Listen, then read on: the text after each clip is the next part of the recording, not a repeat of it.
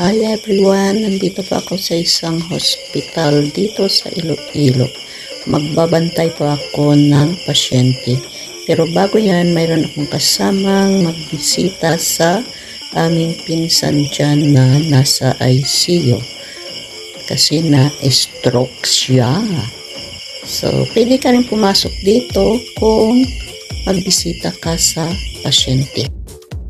Dito po yan sa malapit sa ICU. Ito, makita mo dito ang kanilang plaza sa ilalim. Plaza, diba? Ang ganda dito kasi mayroon kang malanghap na sariwang hangin. Kahit na nasa ICU ang pasyente, ang mga bantay, ayan, pwede siyang magdungaw dyan sa kanilang plaza at kalanghap ka ng sariwang hangin dyan at hindi ka mababagot habang nagbabantay ka sa iyong pasyente. O, diba? Ang ganda ng location ng ICU dito, diba?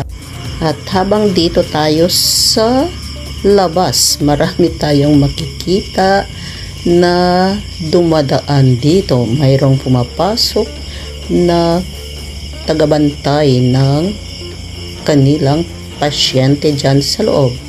At ito naman ang mga nurses na dumadaan dito papunta sa kanilang destinasyon. At ayan, mayroon dyan pasyente na dumadaan.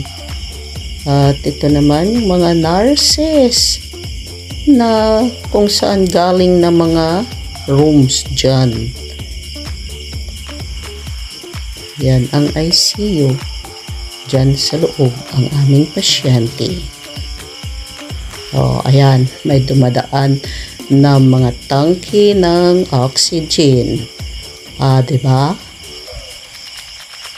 So, habang dito ka sa labas ng ICU na naghihintay kung mayroon kang resita na marireceive o whatever na gusto ng pasyente dyan sa loob, ayan, may mga service crew o mga housekeeping.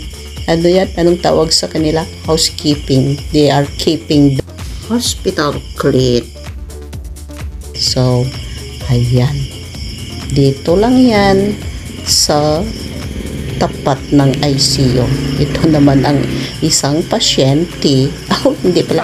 Ito pala ang tagabantay ng pasyente ng pinsan namin. Yung asawa ng nasa ICU. Ayan.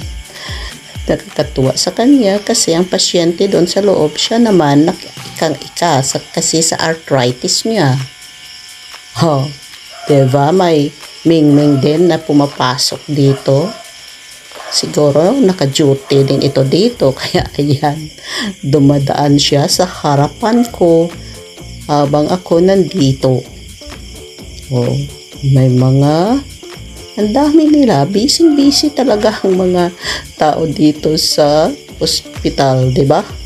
Yan, mga mid-tech yan, maagang-maaga pa sila pumapasok sa mga pasyente, sa mga wards or whatever, kung saan man sila kumukuha ng mga specimen ng mga pasyente. Diba? Kasi maaga pa akong